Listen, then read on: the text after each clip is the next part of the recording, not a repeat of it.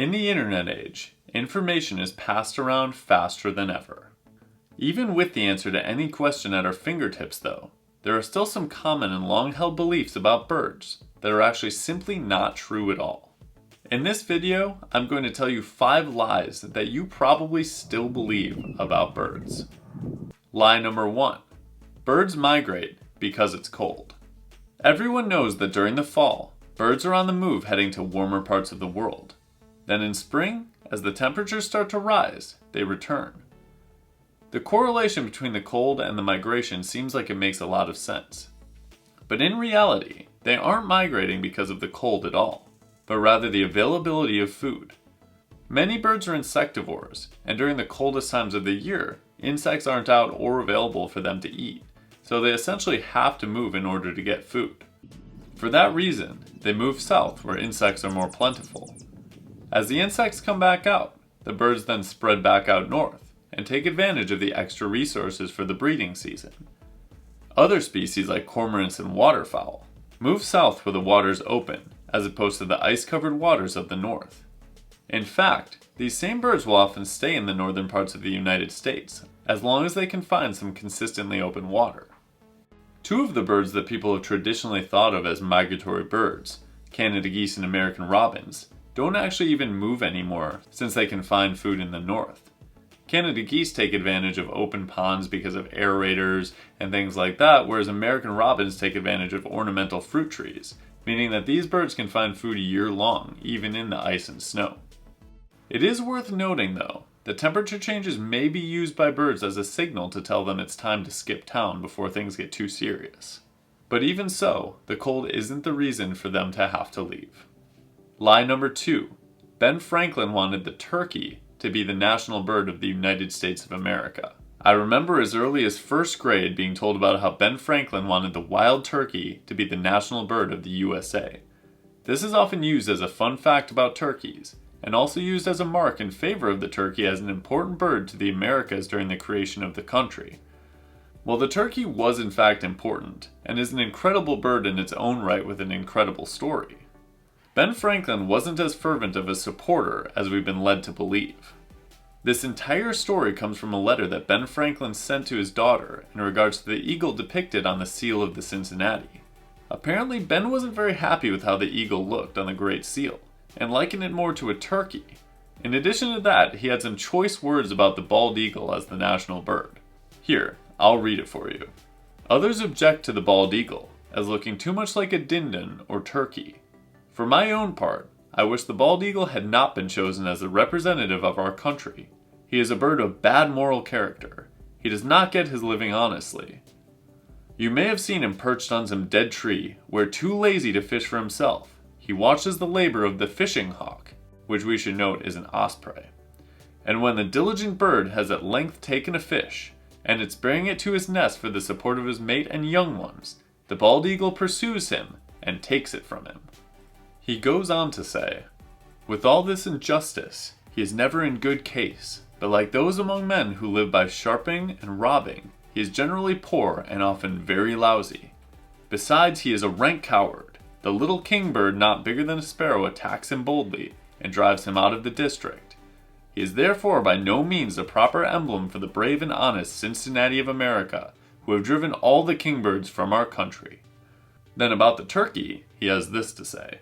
"For in truth, the turkey is in comparison a much more respectable bird, and withal a true original native of America. Eagles have been found in all countries, but the turkey was peculiar to ours. He is besides, though a little vain and silly, 'tis true, but not the worse emblem for that, a bird of courage, and would not hesitate to attack a grenadier of the British Guards who should presume to invade his farmyard with a red coat on." As you can see, Ben Franklin wasn't really making a push for the turkey to be a national bird of the United States, but rather simply had complaints about the look of the bird on the Great Seal and general gripes with bald eagles apparently. Undoubtedly, this little lie will continue to get told around Thanksgiving, but at least now you know the truth. Lie number 3. If you touch a baby bird, the parents will abandon it. This was definitely something I heard as a kid. The idea is that if you touch a baby bird, the parents smell the scent of a human, then will choose to abandon the bird. In reality, the majority of birds, especially those that you'll usually encounter in your backyard, have a very poor sense of smell and won't even really notice if a human touches one of their babies. That doesn't mean you should go around handling baby birds, but in instances where a bird falls out of the nest, many people actually say now that the first thing you should do is put that bird back in a nest, because the parents will often come back and take care of them. I've experienced situations before where birds do fall out of the nest prematurely, and if you place them back, I have seen birds such as robins go back and start taking care of the baby bird immediately after. It's important to note though that there are levels to baby birds. There are nestlings which are still supposed to be in the nest and if get knocked out need to be placed back in, but then there's also fledglings which are supposed to be out of the nest and still usually taken care of by the parents just outside of the nest as opposed to in. They can be really hard to tell apart because a lot of times fledglings still kind of look like nestlings. There's some defining characteristics to differentiate between the two, but it can be tough. For that reason, it's best to consult a wildlife expert if you're faced with this situation. So call a rehabber, call something like a wildlife in need center, and get their opinion before trying to handle it on your own. But going back to the original point, it is untrue that a bird will abandon its baby if a human touches it in most instances. Lie number 4. A Shakespeare enthusiast brought starlings to the United States. European starlings are a species on the ever-growing list of birds thriving in North America that weren't originally native to the continent. Commonly seen around cities, farms, and backyards, European starlings now have a very, very strong foothold in North America and the United States especially. A myth that has proliferated about starlings is that they got here because of one person who was a Shakespeare enthusiast and wanted to bring every bird written about by Shakespeare to the New World. This man is named Eugene Schieffelin, and actually is in fact the person credited for bringing starlings to the United States, almost entirely by himself. However, his motivations had little, if not nothing, to do with Shakespeare. Schieffelin was a member of the American Acclimatization Society, an organization that deliberately took plants and animals from the Old World to bring them to the New World. Obviously, in modern times we see the immense negative effects of such practices, but at the time it was a rising fad. The Shakespeare myth arose because of one editorial by a man named Edwin Way Teale that states the following: "Their coming was the result of one man's fancy. That man was Eugene Schieffelin, a wealthy New York drug manufacturer. His curious hobby was the introduction into America of all of the birds mentioned in William Shakespeare." This is the first and pretty much only historical mention of Schieffelin being linked at all to Shakespeare, and in Edwin Way Teale's own unpublished notes, it makes it apparent that he used conjecture to get to this conclusion.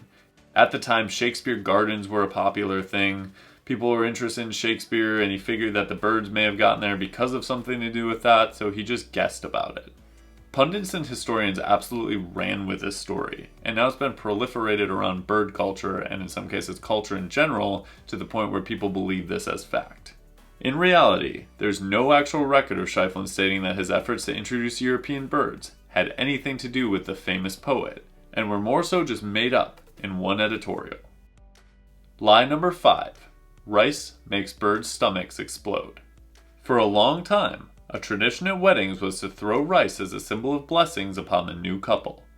Somehow, from this tradition came a myth that throwing rice was bad for birds because birds would eat the uncooked rice, and that rice would then expand in their stomach, eventually killing the bird. This myth is so well known and believed that many people actually stopped throwing rice at weddings because of it. In reality, birds suffer no ill effects from eating uncooked rice, and furthermore, birds such as bobolinks as well as others actually go forage for rice in the wild anyway. What's funny is that while the rice isn't actually bad for birds, it can be bad for people, because if that rice ends up on a driveway or another flat surface that people are walking on, it can actually get slippery and people can fall because of it. So in reality, while it might be okay for birds to throw rice, it still may not actually be the best practice at weddings anyway, and there might be something more fun or better for people to do. There are so many incredible facts to know about birds, but these myths should probably be put to rest at this point, and now you can do your part to make sure that that happens. Are there any other lies people believe about birds that I didn't mention? Let us know in the comments below. And as always, thanks for watching. We'll see you next time on Badgerland Birding.